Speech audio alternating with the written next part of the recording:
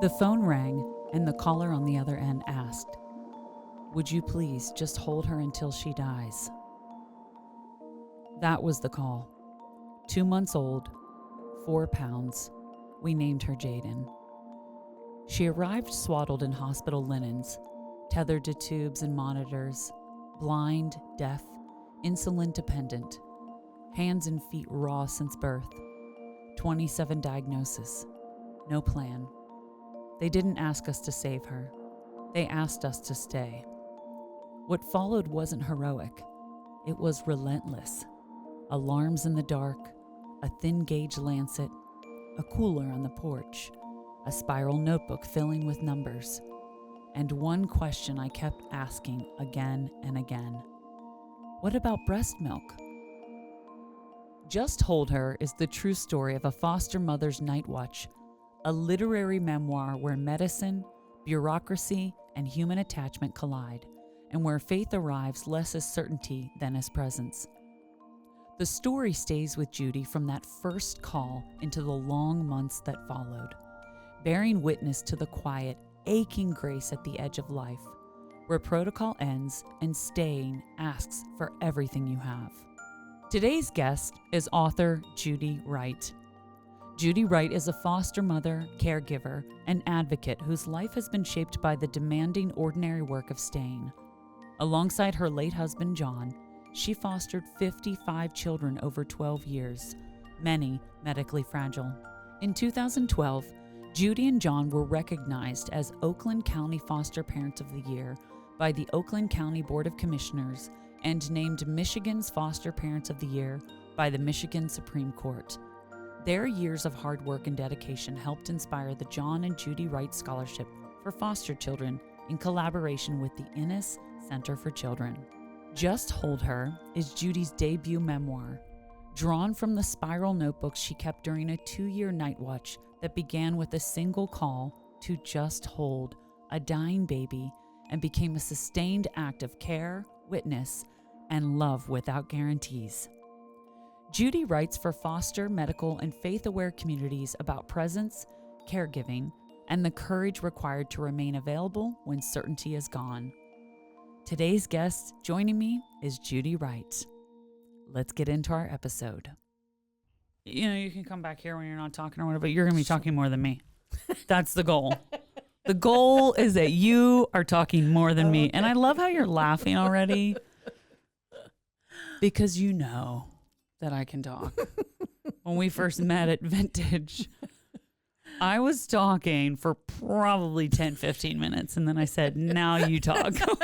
And you started laughing. I was like, at least she appreciates it. Yeah. I just get excited.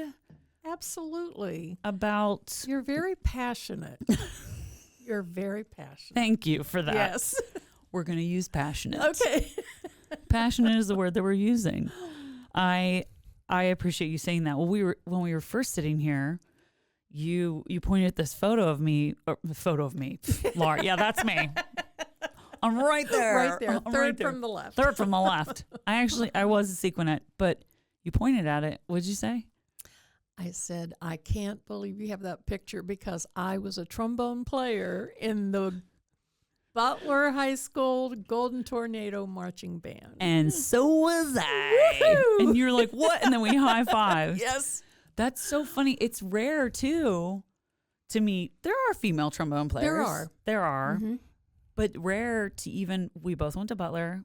We played the trombone in the band. I was in marching band as a trombone player in 9th grade. And then I did join the dance team sophomore to senior year. Right. Which was wonderful. But why'd you pick the trombone?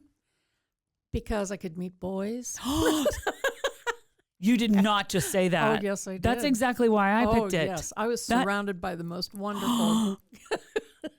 Are we like kindred spirits? Like, what's happening here? The thing that bothered me was they became like brothers.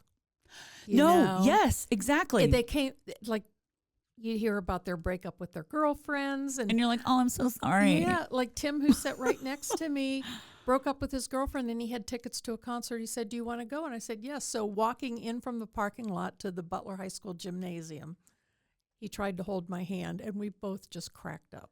We just started laughing so hard. That's a fantastic Because he was story. like a brother. Yeah. That is exactly why I picked the trombone. I was like, I can meet boys. That's right. And I did have a crush on this Justin Rudish. He's married now. He's 2 beautiful daughters. Had a huge crush on him. He was right next to me. And I think he played tuba.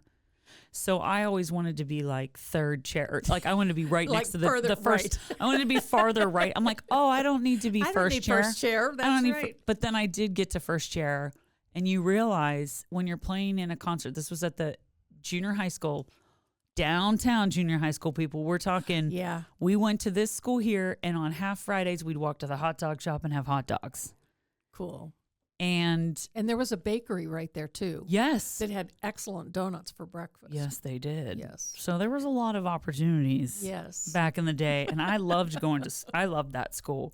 But 8th period, I've been playing the trombone all day. And I'm like, well, it's not cool now that I'm in first chair because now my lips are like Right. gigantic. You have to actually perform. You have to actually play the trombone. Right. And by the time you've been playing it in every period all day for all these like classrooms, your lips are gigantic playing the Exactly. trombone. Yeah. And it was Not not, so it was not attractive. cute. And I was like, oh, this Nope. was not a good idea. Right. I don't know why I thought I wanted to play the trombone and meet boys So when and that a they'd want to date challenge me. comes up, you accept it. Oh, absolutely. Put me back on 4th trombone. Yeah, you want to put me over near Justin Rudish? Sure, please do. And then it's funny, when we got to senior high school, he like asked me out. I don't remember if we went on a couple of dates or what happened. I don't remember. But I was like, oh, the tides have turned. Now you have a crush on me. Interesting. Interesting. Really nice guy. Really, really nice Good. guy. Well, welcome, Well, Judy, thank you. to the studio. Thank you, Laura. We just met. This happened very quickly, but I love it. I love your story.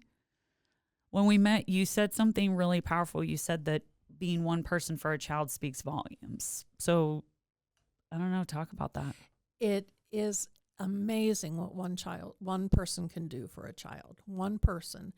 I had a book launch on Saturday, and one of the stories I shared was walking home from the junior high school when I lived on West Brady Street, and there was a little grocery store about a block down on the right. And as I approached that grocery store, a lady came whirling around with her shopping cart, just about wrecked into me. But she stopped, looked at me, put her hand on my arm, and said, "You have the most beautiful smile." I have no idea who this woman is, Whoa. but I will tell you, it's a memorable event in my life because she took 30 seconds to acknowledge me and to find something she liked about me. So that one person has changed my life, basically. And that's what happens with these children. And I say these children, it shouldn't be like that. But children that are hurting, children that have no sense of where they belong, who they belong to, what their life is about, what the purpose is. And I know that it seems silly because I only fostered children that were ages 3 and under, but I actually had a baby who I picked up at the hospital, brand newborn. Her mother had a very gruff voice. Once the mother was cleared to start visitation again, that baby was almost 2 months old. We were doing 1-hour unsupervised visits, but every time that mom came in to see the baby, that baby screamed. How did she know? So I think babies know more than people give them credit for. Or that we understand. Exactly. Yeah. And that was always my mission as a foster parent, was to kind of put the puzzle pieces together and figure out what it was that this child needed, and then to provide that. Well, we talked a lot about even just the importance of holding them, comforting them, and how much that matters. And to your point of that they know, that they know and they remember, because when she was around her, it's like she knew she was present. Right, exactly. And it changed her. It changed her completely. So Yes. you've cared, you and your husband, your late husband, cared for over 55 children under the age of 3. Yes. Many of them had complex medical needs. So what does that level of care actually look like? It's time consuming, it's heart wrenching, but it also pays off. It's the most amazing feeling in the world to know that I could have that impact on a child, that that child was responsive to me. I believe even though the child may have gone on either to an adopt family or reunification with family, I know that the child would believe that someone loved them, someone held them, someone cared. And that's the only thing I have control over. So no matter if they were there for 2 weeks or 2 years, they became mine. My husband and I always talked about, like, people say you aren't their parents, but I said, the state calls us foster parents. So we became Mama Judy and Papa John. And I love that. yeah. Papa John. Papa John. Yep. Sure, everybody always made that reference. Yes, definitely. So take us back to this little girl, Jayden, when she first came to you. She was our 45th placement. So we had been doing it for a while, and we had, like you said, complex cases. But the agency called and said, would you be able to hold a child who is born 2 months prematurely, weighs 4 pounds, is 2 months old now, and has 27 diagnoses at this point? She is not expected to survive. Would you be willing to please hold her until she dies? It was earth-shattering to hear those words come my direction. But immediately I went to my husband and let him know what was going on, and we sat there, held hands, tears running down our face just at the possibility of what we were entering into.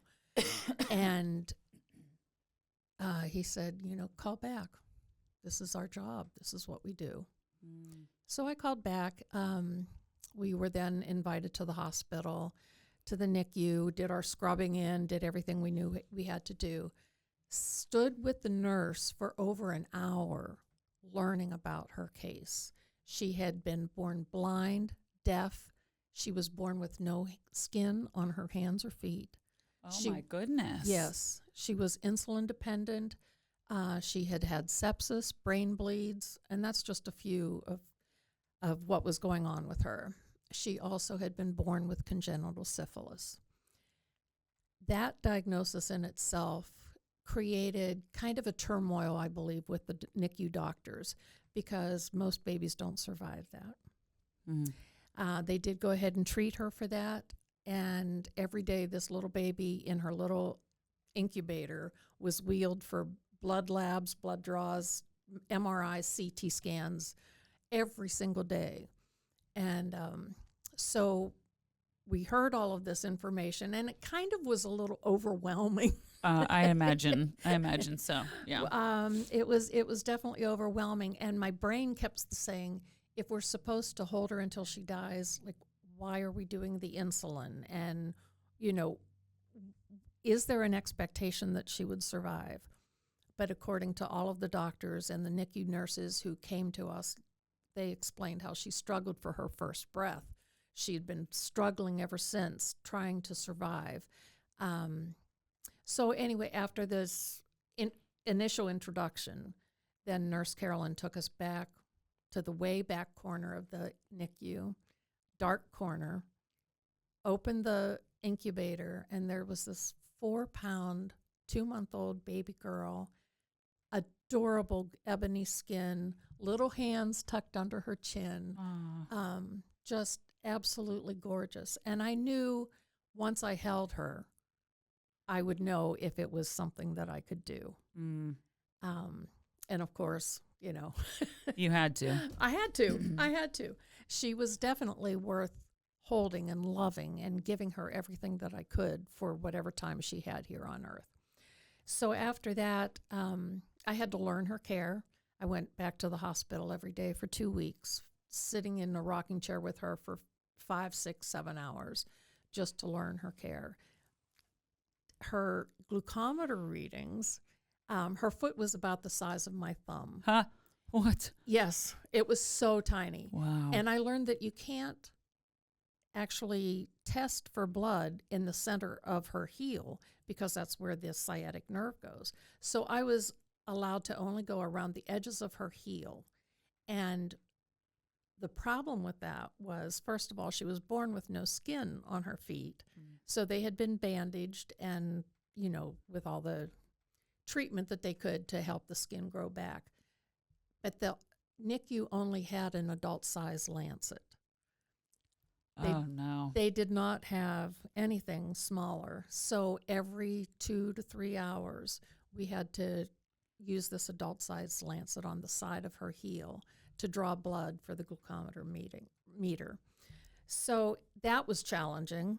And then I had to learn. I imagine that was very challenging. And then I had to learn how to give the insulin injections, which I had never done before. But it was all hands-on training, very well guided. And after 2 weeks of training, we were allowed to take her home. What was that like when you got her into the house?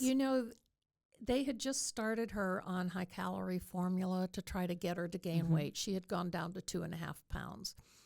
So they started her on this high-calorie formula. They got her to the point that she was weighing enough that she could be discharged. But I did notice, I could never cradle her, not even in the NICU. She had to sit on my lap with her head back. I had to position the bottle exactly correct so that it didn't drool down the sides of her face. Yeah. So that she didn't get the pool of milk in the back of her throat and choke. But still, she was gagging and choking no matter what angle I tried. The apnea monitor would go off, which is a machine that measures your heart rate and breathing. And if it's either of those stop for 20 seconds, it screeches as loud enough for the neighbors to hear. Oh, goodness.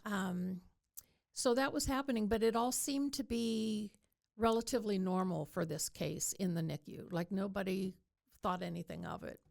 This is just maybe end-of-life care. Oh. So you connected with 350 Pumping Mamas organization.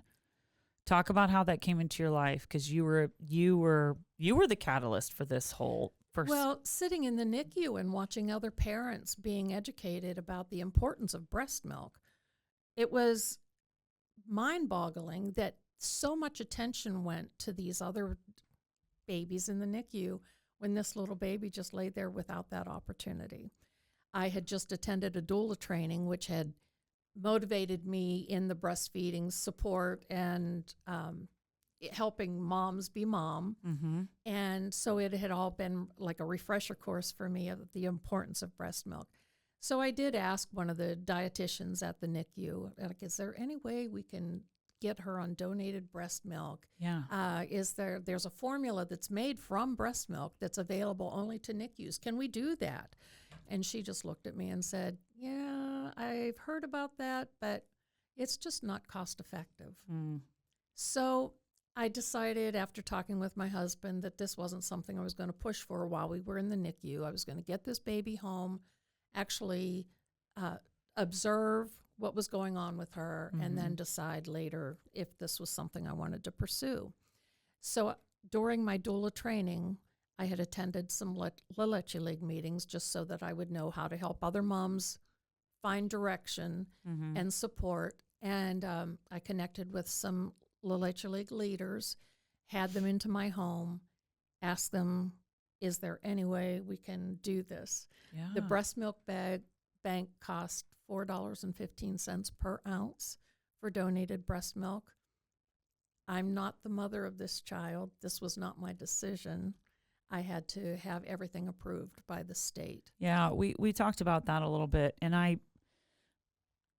understand that people could just make decisions that are not in the best interest of the Correct. child. Yes. It's interesting how many hoops you have to jump through for something, to me, seems absolutely necessary. Right.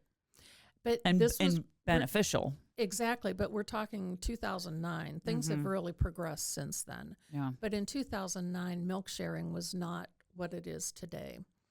So these La Leche League leaders came into my home, and they had connections. Some of them were midwives themselves, so they had connections with other mothers that had newborns that had an oversupply of milk, and they started bringing it into the home after we were approved to do that through a pediatrician who wrote a letter to the state. We did get the approval, and the milk started coming into the house. And it wasn't a group called 350 Mamas. It just turned out over her need for breast milk, the time frame that she had. We had over 350 pumpin' mamas, we called them. They were from 10 states and Canada. That's another book. That's just the most amazing There's thing. your title, 10 states and Canada. A story about breast milk. Exactly. Just amazing stories. So that's what kept her alive. And I mean to tell you, within 2 days of starting the breast milk, she could see me. See, that's the craziest thing to me when you told me that. What did the doctors have to say about that? Like, how did they sort of... Well, let me finish that. Like 2 days after she could see me, she jumped when the dog barked. Yes. So then she started hearing. Yeah. And I didn't know if it was because she was so shut down, like close to death, that she was blind and deaf, or if this was something that congenital syphilis had caused, like it had caused the no skin on hands and feet. I had no idea.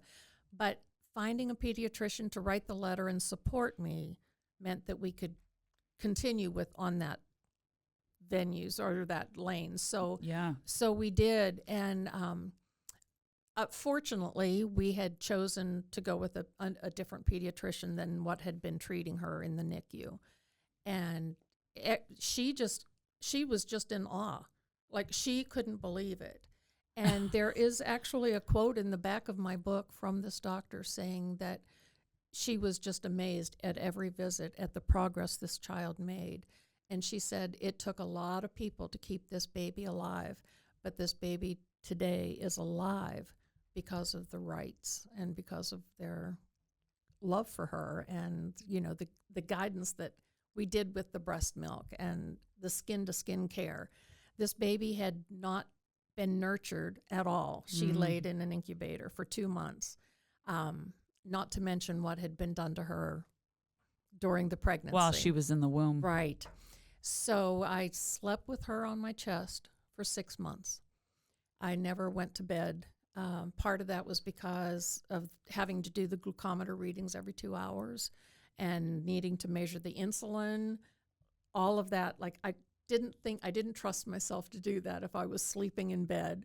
So I would put a sheet over the rocker recliner, put pillows under my arms, have her on my chest, snuggled tight, skin to skin, and for 6 months, every night for 6 months. And you were able to do a lot of this and take care of these children. Your husband was a commercial pilot. Corporate pilot. A corporate pilot. So that was, sorry, I'm throwing out all these. That's all right. You're good. And we did discuss that. You also have children of your own. I do. You have 2 daughters? I have 4 children. You have 4 children? I have 4 children, my son and 3 daughters. Oh, right? my goodness. Yep.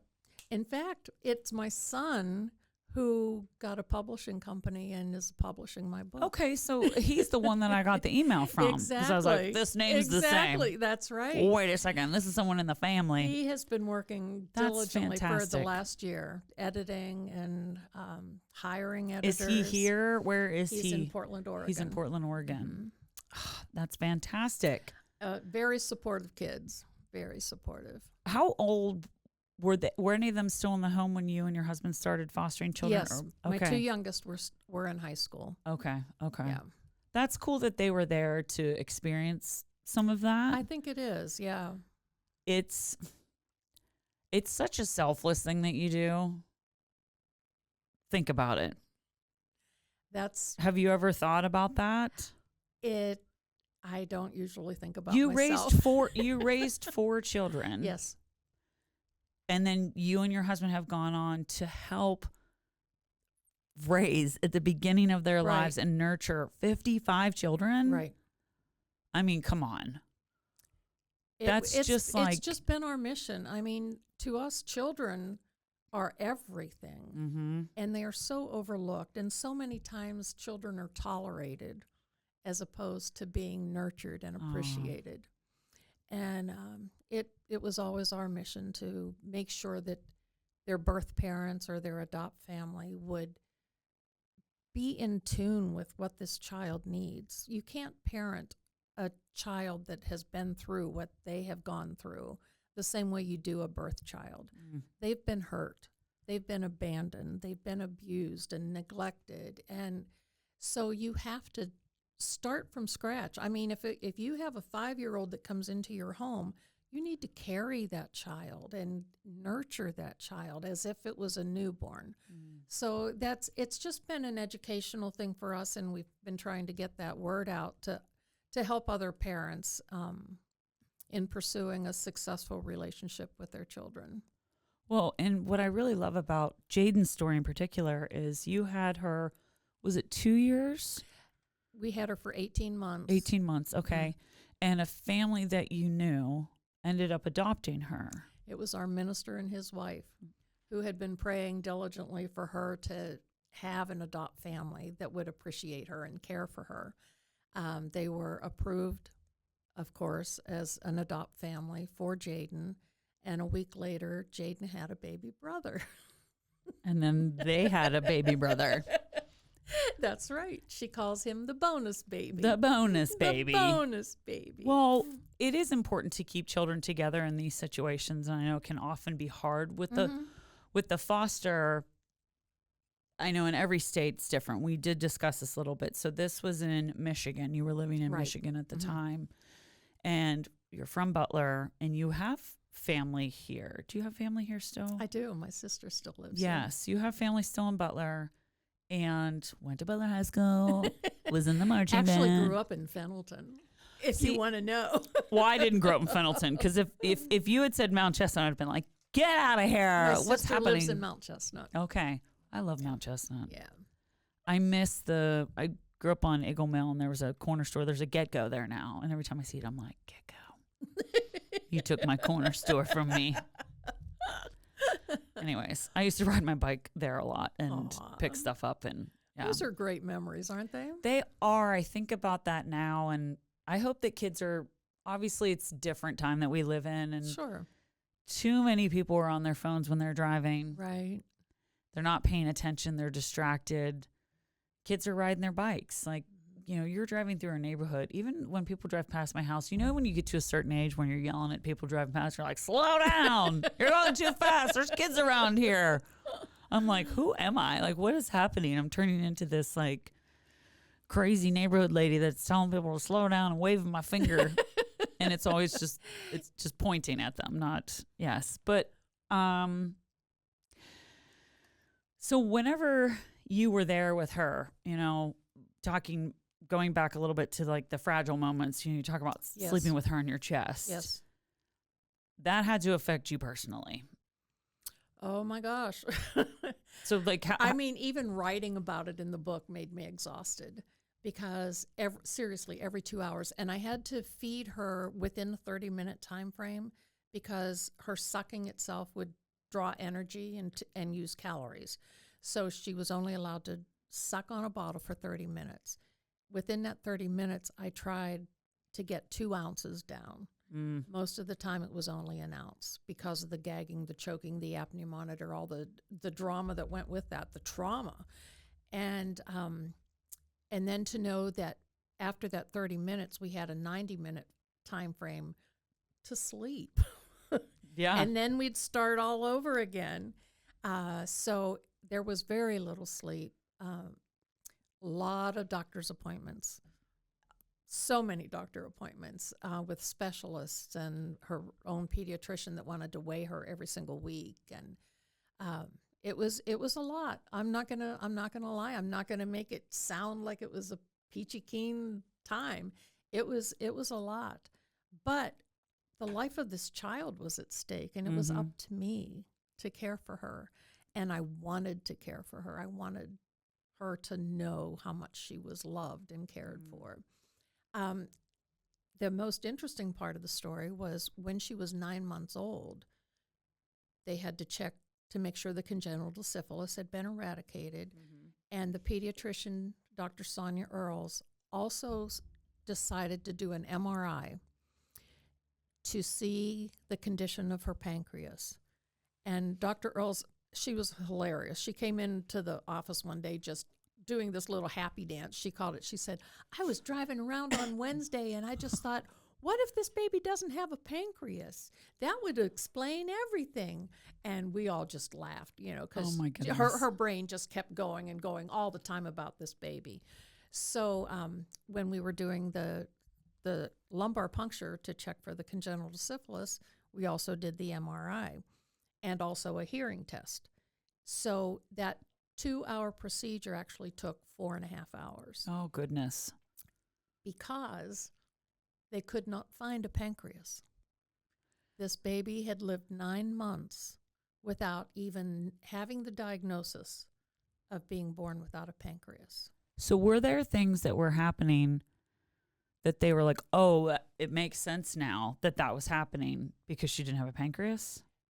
It did. Yes, it did. But let me tell you, the day that she had the MRI, she ended up with a very severe headache because she couldn't have corn syrup. In fact, the high-calorie formula they had put her on was actually killing her because now we know she doesn't have a pancreas. Mm-hmm. She can't handle corn syrup. The high-calorie formula was 58% corn syrup. So that formula that they were pushing literally was killing her. Corn syrup? Yeah. 58%. 58%? Yes. That seems, I don't know anything about formula. I did help my sister-in-law when my niece and nephew were born, which they were actually born the same year that Jayden was. Okay.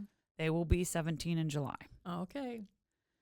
And Jayden will be 17 this Friday. This Friday on the 17th. It's her golden birthday. On the 17th. Yes. And I jumped to that. But I do remember they were preemies, oftentimes newborns are. Sure. She did make it pretty far. I think she was 35 weeks, which was good for twins. Right. But it was like they were really waiting on lung development. That was like the most crucial. Absolutely. And I think, too, probably a lot of the ailments and the medical issues that Jayden was battling, she was also a two-month preemie. So she was 2 months premature. So there was a lot of things that weren't done developing yet. Exactly. And it's almost interesting when you think about the eyesight and the hearing. I don't know when any of that is supposed to, lungs, I think they say with preemies, like once you're at 35 weeks, you should be okay. You're pretty good. I know Ava did have to spend a week. I don't know if she was under the Billy lights the whole time, but for most of the time. And Will did have to have, I think, some help with breathing. Okay. But other than that, Will's taller than me now. Is that crazy? It's weird. Isn't it crazy? So I was like, what? I was like, what is happening? I was like, no, you have to stop. You have to stop growing. And then the facial hair comes. Oh my gosh. And the voice, like one day he started talking, I was like, oh, what? No, little Will. It's just so many amazing stories with them. But I spent 5 weeks helping her. So my experience with babies is spending 5 weeks with twins. I was the night nurse. So I did the feeding I don't remember if it was every 2 hours. I can't even remember now. Or every 3. I think it was every 2. I can't remember. Either way. Okay. We had a system going and we would keep track of what they were eating. Right. Because we had to make sure they were getting enough. Exactly. And literally kept a chart like, did they pee? Did they poop? Did they do all these things? Because you need to keep track of that stuff. And when you have 2 babies, you are going to forget. I mean, I went a whole week without taking a shower and I wasn't even the mother. Don't even go there. You're like, you get out of here. Don't even. Amateur hour. I'm over here amateur houring it. I'm like, I didn't take a shower for a week. You're like, stop talking. That's right. Well, you have no idea. So that's what I wanted to ask you. Things like that. You talked a little bit about, but like allowing yourself to still hope, how are you protecting your heart? How are you also protecting like your sanity in those moments of like, I need to take a shower. I need to but being okay with that because from the 2 times that we've met and spoken, you're very selfless. So you're there and doing things for all these other people. So how did you do that aside from? I did without. I just did without. Many days, I can't even tell you what I ate. Sometimes, because if I laid her down on the changing table, the apnea monitor would go off. So before I would even get out of my chair, I had a plan, choreography right here. We have to first use the bathroom because that's number one priority if I'm going to be sitting in a chair. And then grab her bottle, grab the insulin, do the glucometer reading, change her diaper. And I do the diaper last because if she doesn't get a diaper change, she's going to manage. But I'd gone days without showers. Sometimes I had time to get a washcloth out of the bathroom. Some days, my husband was wonderful when he was there, but he was a corporate pilot. And many times he'd be in Germany or Russia or, wherever for days or weeks at a time. Honestly, before I started Jayden on the donated breast milk, my husband had to leave for 2 weeks. And we sat down the night before he left and actually wrote up a plan of what I needed to know to do when Jayden passed. Oh, goodness. I mean, she was that close. Yeah. And the phone numbers and everything I needed was on the notepad. It was very dire at that time. But so showers didn't really mean too much to me. My hair, pull it back, put it in a ponytail, whatever, wear a hat, Hair's whatever. never, Exactly. I'm usually like, pull it back, put a hat on. I'm if fine I with could that. brush my teeth, I was good. Yeah. So it was all about her. Yeah. It was all about her. Sometimes that's a way to stay sane, to just kind of release, like, this is Exactly. not happening today. Exactly. And I need to let go of it. Yep. I mean, I definitely, when I said that, you were like, cute. You're cute. You're cute. You had night duty. You're like, oh, for 5 weeks? Oh, I feel so sorry for you. I definitely am not saying it to be, because I went there for my sister-in-law, and I got to tell you, I can still see her face and hear her voice and feel the hug she gave me when I walked in that door. Wow. And I had this huge suitcase. And as soon as she saw me, she just couldn't believe it. Right. She was like, oh my, and started sobbing and just grabbed me. She literally grabbed me and embraced me. And I remembered that. And I imagine that's probably what you felt in a way every single time with all these children. And they're all so different, though. All the stories are so different. Right. There were many that it was really hard. In the foster care program, their number one priority is they want to reunify the child with the birth parent, birth mother. Right. And a lot of people struggle with that. And it's like, but they do everything that they can to make that happen. Exactly. They put the baby in a situation, the child, where they're being taken care of, where they're being nurtured and cared for. And then they do everything that they can on the other side here to say, this is what you need to do. We will support you. Exactly. And it is up to those adults, though, to do that. And sometimes they don't, which is why children get adopted, like Jayden. And her brother's name? Michael. Her birthday's coming up. You still are in contact with her. Oh, she has the best parents, honestly.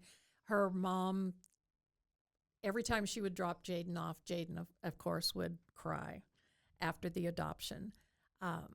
But we were the ones that knew how to take care of them. So when mom and dad had to be busy with something else, they would use us as sitters, which no argument there. Yeah, you're like, got it. We'll do it. But Jayden would cry or run in the other room and hide. And I was so afraid that Mama Callie would, because I was Mama Judy, she was Mama Callie, I was so afraid she would make the decision not to let us watch Jayden and Michael because of the trauma that Jayden went through every time it was time to leave again. But she sat down at the table one day and I said, Callie, I'm just so afraid of this happening, and I don't, what can we do to prevent this? How can I help with this? And she said, Judy, when I was young, I always cried when I left my grandma's. It didn't mean that my parents didn't love me. It didn't mean I didn't love them or that I didn't feel like I belonged there. But it was just hard leaving my grandmother, and that's what this is like. She said, so I don't want to have this conversation again. This is just it. Yes. So, and the teamwork that we had in transitioning Jayden and Michael to her, it was amazing. Like, she went in the car with me everywhere, all the doctor's appointments, everything. We played together.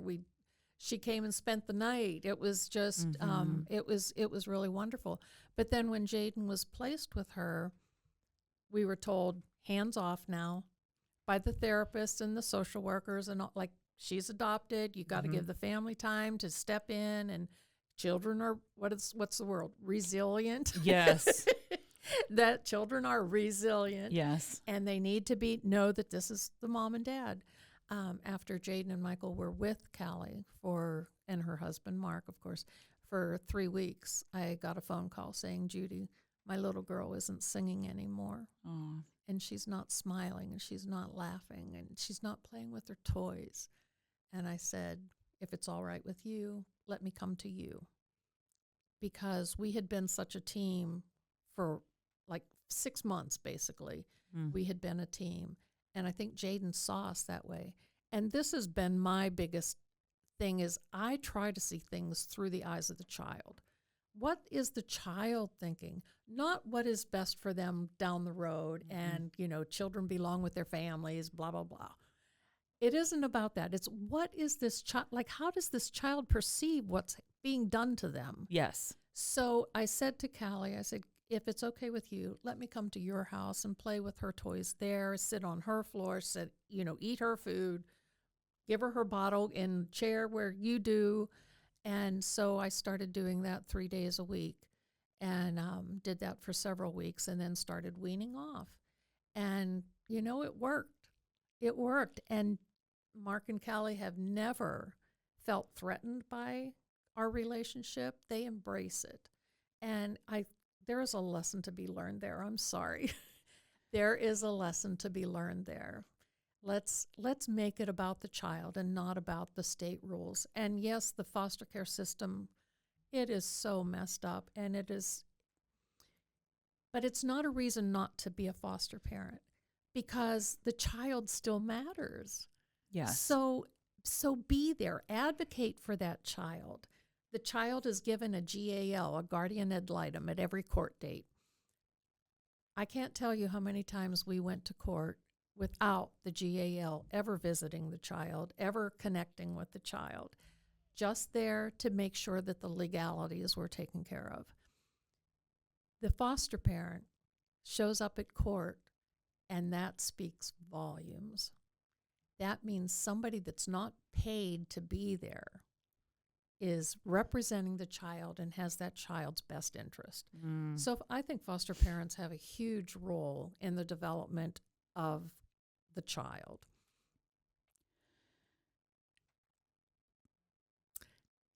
I wanted to tell you. I'm looking. Sorry, I was. No, you're fine. You keep talking. I just wanted to tell you Ugh. one of the things that happened after Jayden was in and diagnosed with no pancreas. Well, before the diagnosis, before we actually had it, after the procedure, she had this headache, just screaming, crying, which she never did, unless with her blood draws, it was awful because she had damaged veins. But I took her to the ER, and I just said, she never cries like this, but she had an MRI today. She had anesthesia. There was corn syrup involved. I don't know what's going on with her. So I walked out of the room, and I saw the whiteboard that's in the ER, and it says, fussy baby. And I'm like, oh, crap. This is so much more than just a fussy baby. So, but the 3 doctors came into the room, different levels, the attending, the resident, and the intern, and they were all standing there. This was an educational time for them. And they said, well, why did she have an MRI? And I said, well, my pediatrician wanted to make sure that she has a pancreas and that it's functioning well. And all 3 doctors started laughing, saying, of course she has a pancreas. She's alive, isn't she? Oh, my gosh. And then 2 days later, we found out she had been born without a pancreas. I wouldn't do well in a situation like that, I don't think, because I would have been like, I'm not an idiot. Well, it wasn't even me. It was my pediatrician. But that's the It's thing. like, That like, was the how thing. dare you? Like the words that you used, it's like they didn't listen to what you said. Exactly. All they heard was what they wanted to hear. And I'm Exactly. sorry that I'm going off on a bit of a tangent here. No, but it's frustrating because it's like you're responding. You chose to hear what you chose to hear. You weren't actually listening to what I said. right. My pediatrician. And are you looking at this baby's health history? Mm-hmm. Like, did you look at this baby's history? 2 months premature, blind, deaf. Right. She has all of these ailments and medical conditions that I don't think most adults would survive. Right. And she had all these tests done today because my pediatrician thinks I would have been the one that would have gone back 3 days later, like in Pretty Woman 2 when she goes back to the store and she's like, remember me? Right. And she's got all her bags. I would have gone in with the paperwork and be like, Yeah. remember me? Yep. We kind of did that at the NICU, not with these 3 doctors in the ER, but at the NICU. Once baby Michael was born, I went into the nursery part to learn his care. Mm-hmm. And John took Jayden and just walked through the NICU, seeing all the nurses and like, do you know this is the baby that was sent to us to hold until she dies, and look at her now. And I mean to tell you, you have never seen a more beautiful baby in your life. She was gorgeous. But when she was a year old, she weighed 14 pounds. Oh, goodness. And yeah. that was because of this whole pancreas thing, Mm-hmm. right? When she was 9 months old, she weighed 11 pounds. It was just tiny little Teeny thing. tiny. Oh my gosh. And then of course everybody wants to adopt her because she's so cute. And that was another, and you're like, that's cute of you. Yeah. That was another hurdle to get through because everybody that saw gosh. her wanted to adopt her without even realizing what was going on in that little girl. Why do you think that a lot of humans are that way? We see something That's cute. yeah. Or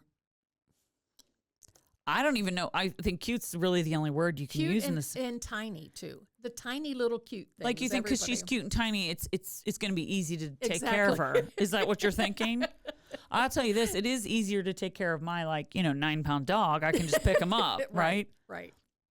Whenever he has some arthritis issues, and so Okay. a lot of times we'll get to a certain point in the walk and he'll stop and look at me and he'll pick up his one foot and I'm like, I'll carry you, buddy. But if I had Because a German you know Shepherd, how to read him. yes, You know how to read him. and I know that he's just like, all right, I'm good. Can you carry me now? Can you carry me? And I'm like, So you wouldn't do that with a shepherd. I can carry. I mean, listen, I would if I had to, I know you but would. it's not ideal. I also carry him Right. like this. Could you imagine me carrying a shepherd? I mean, I'd be probably carrying him like Right. this, but it's so interesting to me. You've put so much thought and you've been so mindful, this whole decision, even just to get into the foster care program Mhm. and being a foster parent. How did you navigate telling this story? So your husband has passed away. Yes. It's been, did you say 13 13 years? So when you're writing this book, he's also part of that story. He's very much a part So of that. how did you navigate telling something so personal that both of you lived? And that was a whole nother emotional layer, I can imagine.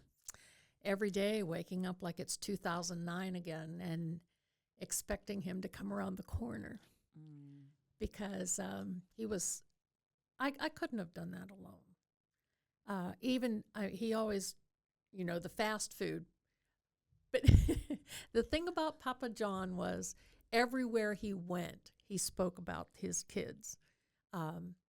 And sometimes he couldn't wait to go to Kroger because then he could, have this little audience, the clerk and the manager, everybody knew we did foster care and it was a small town. So every time they'd see him walk in the store, they all just kind of accumulated around where he was. And he was, this is this and this and this, Pictures, probably. Oh my Yep. gosh. Oh, definitely pictures.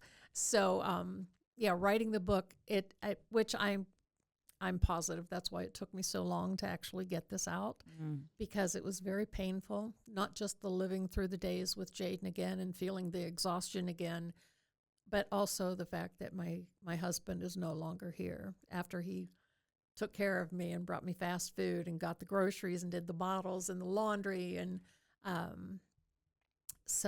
it's been challenging. Yeah. But it has to be told. This story just has to be told. Well, that kind of goes to, my last question here. When someone finishes this memoir, what do you hope that stays with them? I really hope that they feel moved to volunteer in helping children in some way. And like I said, it could be coming out of the grocery store and telling a child they have a nice smile. It could be volunteering in transporting, taking children to visit their birth parents. There are so many organizations around that really are begging for help and assistance. And it might be 1 hour a week where you sit and read to a child in 2nd grade. It might be working with Isaiah 117 House. There are so many different opportunities. And please get off your butt, go out and make a difference, because it's an investment. It isn't that it's taking away from you. It's investing in a child and their future and their self-esteem. So that would be my message, just to be available. Make yourself, I never felt that I was qualified for this medically fragile failure to thrive baby. I never felt qualified for her case, but I made myself available. And because of that, like my husband said, if you don't believe in God, you come to my house, because we see miracles on a daily basis. And it is the honest to goodness truth. Being out of breast milk, like down to the last few bags of breast milk, and being in a panic, like, where are we going to get this? And the next morning getting up and going out on the porch where we kept a cooler and it's filled. I mean, my gosh. Just amazing things, like every day. So by making yourself available, it allows God to use you as a vessel for his work. And it's just amazing how things, like when you look back, like I didn't see it in the moment, right? I didn't, I was exhausted for one thing, but I never saw it in the moment. But when you look back and say, I just had doula training 3 months before I got this call. And then I met these ladies that were so supportive of breast milk and mothering. And then and it just escalates. It's a domino effect. And every time you turn around, there were things that were happening that I had no control over, but God had everything right in place. So I believe this child is definitely a miracle. I had seen miracles happen, heard of miracles happening, but to experience something like this was just incredible. I can't imagine what it was like, especially when you said she saw you. Oh my gosh. But you know what? Someone asked me, like, what did you do when she looked at you? I was dumbstruck. Like I was looking for a camera. I was looking for a camera. I was like, didn't know what to do. Yeah. And I didn't know if it was real. Like, am I trusting myself to even see this? But, you put her in front of you and you go back and forth, and there she is, just, following your face. It was just the most amazing thing ever. It's wild. When you told me that, I thought of a moment I had with Ava in the nursery early in the morning. Okay. They would, I sometimes would have to take her little onesie off to wake her up to feed her, because she would not wake up. And I do the little thing over the, real soft to wake her up. Yeah, or I just, with the lips, with the nipple and a little bit. I usually had to do that with Will, and he always would go like this. And he had his lips were so full, and I was like, look at those lips on this boy. I was like, oh my gosh. I would talk to them, and there was one morning where I was like feeding her, and I had to take her little onesie off to wake her up, and I was feeding her, and afterwards I like burped her, and then I turned and I put her right here, like in the, in my arm, and I went like this, and she looked, she put her little hand right here, and she looked right at me. And I have a photo of it. I took it because I was like this, reaching for my phone. I was like, oh my gosh. I was like, don't. I was like, don't. I'm like, oh my gosh. But the feeling I had when she looked at, so that connection. when people are probably like, what do you mean? She's a baby. You're like, no, you know. She looked at me. Exactly. Like she looked at me. And it was so wild because I just thought, this is unreal. It's really just babies in general and humans. I'm so fascinating by us just as humans. As what God created us. And how I truly believe we are, our sole purpose on this planet in this lifetime is to help other people. Mm-hmm. I do. I really genuinely feel that it is to help other people, to do something without being thanked. I don't need thanked. I don't need rewarded. You don't need to. I just want to do it because I want to help you. Right. Because I can, whether it's time or, I have a lot of friends that are helping me right now with some personal projects, and I'm just overwhelmed with all this gratitude. And because I like to give, I'm also like, okay, how am I going to repay them? Right. How am I going to repay them? Because that's all I'm thinking about the whole time. Oh, you don't have to pay us. I'm like, no, but I do. I need to pay it forward. You have to. There's this abundance of things, and it can be overwhelming at times. We're also, this conversation is happening. So this month is it Child Abuse Awareness? Yes. This month? Yes. And then next month is adoption, right? Foster parent. Foster parent. So this is April. This episode is, I'm thinking about the date and everything. Yes, we'll be dropping this week. Oh, good. And I think what's really interesting about us talking, and I said this to you, last year I did 2 episodes with an organization in town who at Monarch Place, and that's what they do. They have support for foster parents, foster program. Okay. They do all that. And it was something that crossed my mind. I always wanted to be a parent. That's a whole nother story we already talked about. We're going to have wine sometime when you're here, and I'll tell you the story. And I tried to have a baby on my own. I used a donor. I went to when I was living in Boston, to one of the best fertility clinics. And that was a wild experience because not only was I doing it on my own, but I was doing it during COVID. So it was this weird, I started before we went to lockdown. Okay. So then I had to hold off for a while.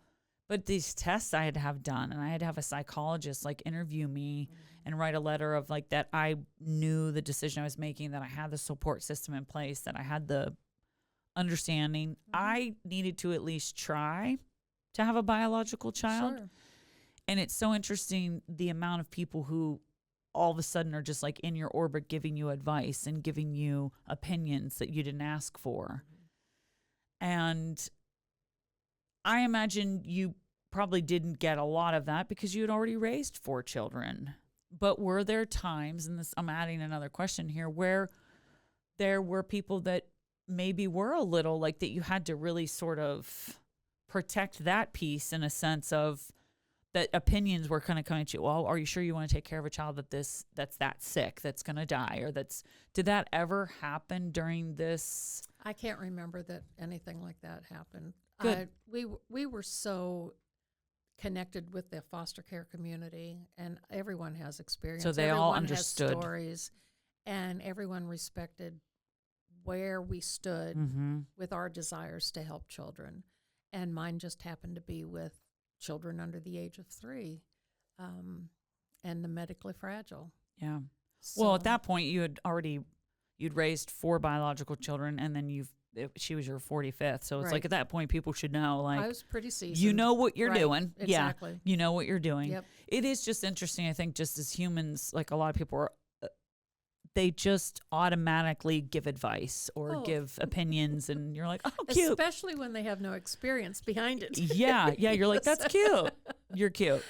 But don't we do that even with our biological children? People say, well, they're not walking yet. Well, you should do this, this, and this, and they try to direct you along. And sometimes but we're it's all just so unique. And that's the thing that fascinates me the most, is that everyone is just so unique in how they look and talk and act and just are, and the things that we just, when Will and Ava were babies, there was one night where we were so delirious from not sleeping, both of us, and she would typically pump in bed, and then I'd go in and and I'd put them in the fridge so she could try to sleep through the night. We were trying to get her where she could sleep through the night, but she still was having to pump. And there was one night where she came into the nursery to pump because she had left the pump in there or whatever. So I was sitting on the floor and I had this pillow that I'd have them propped at a perfect angle to feed them, whatever. And I'm sitting there with them, and you can tell their personalities, right? Is that something? And I knew that Will was going to be the protector of Ava, and he was going to be very oh, it's okay, Ava. And she was going to be the one in charge, and she's very much very much that. And we were so delirious that I was holding her and I was burping her, and I turned around and I was like, everybody, it's time to start the meeting. And I put our little hand up, and we both started laughing so hard because we were just Right. And I imagine you probably had moments like that by yourself with her, but do you see her personality now as something that maybe it was when she was, It is interesting, and I think especially with Michael, because he is, this is the baby brother 1 year later, so he will be 16 this month. Just the neediness. He was so needy as a baby, but a lot of that was, addictions and things. Yeah. But he's the one that wants to take care of me. Oh. He's going to be my bodyguard now when I go to this next book launch in Michigan on Saturday. Wow. He's going to be my bodyguard, and he says, "Don't worry, Mama Judy, I got you right here." Oh. And it just melts my heart. He's always been that way. He's always been tender and kind. Jayden started out being very bubbly and acrobatic and crazy and giggly, and just she's now that she's 17, she's more in her room, leave me alone, which is normal with teenagers, but still always has time, always FaceTiming me, and when's my book going to be done? Yep. And she has read the entire book, chapter by chapter. Her mama shared with her. And so she knows her story, and she knows how many people it took to keep her going, to keep her alive. And she knows our connection is something that is unbroken, will never change. How does she feel about everything that she's heard of what she went through and that she almost died? Does that affect her at all? It doesn't seem to. Or is she just she does suffer with stranger anxiety, because her first years of life were nothing but people strapping her down to get blood draws and torture, basically.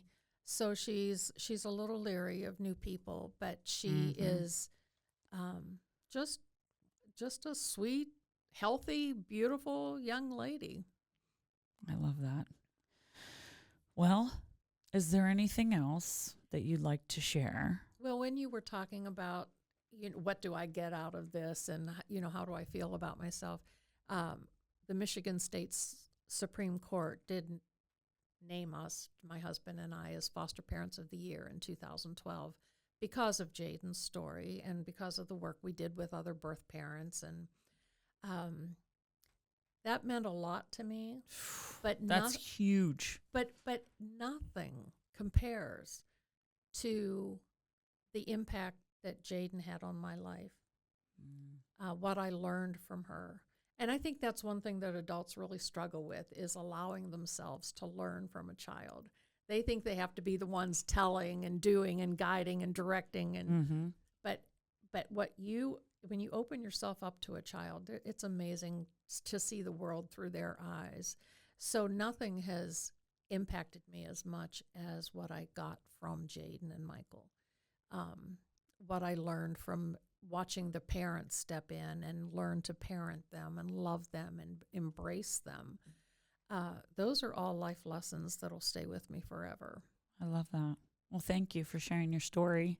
Thank you for your passion for this. I just love it, Laura.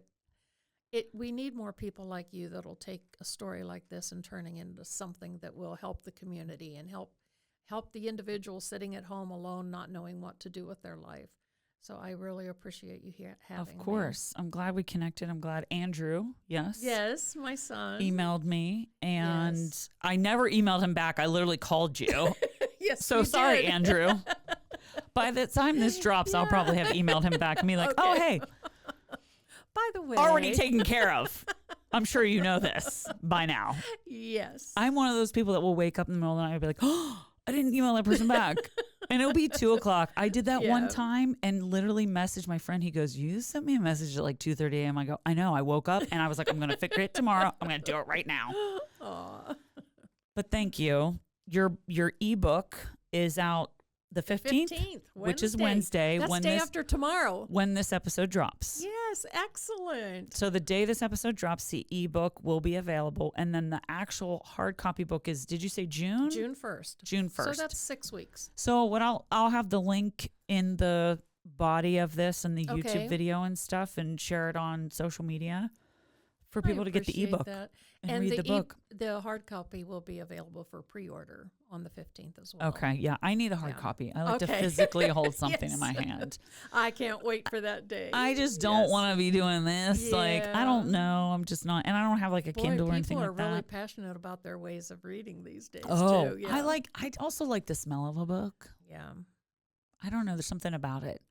And I'd love to just have like, I want to be like, and I don't know. I still think that maybe I will be a grandparent, or I'll still be the aunt, like my aunt. I will be that. I know with Will and Ava especially, I've got other nephews, but I know someday they'll like come, we're going to they say aunt, we're going to my aunt's house and coming to the aunt's house, and I'll have all this stuff, from my life and books. I want books to be one of it. Yes. I do. Yes. Well, thank you. I appreciate your time, and I'm so glad that I met you. Thank you, Laura. You're welcome. It's wonderful meeting you. Thank you. You're welcome. Thank you for tuning in to Alter Eagle. Join me every Wednesday for a new episode, and be sure to click subscribe so you don't miss a single episode. Follow us on Facebook and Instagram at Alter Eagle Podcast. Until next time, stay safe, stay hopeful, stay kind.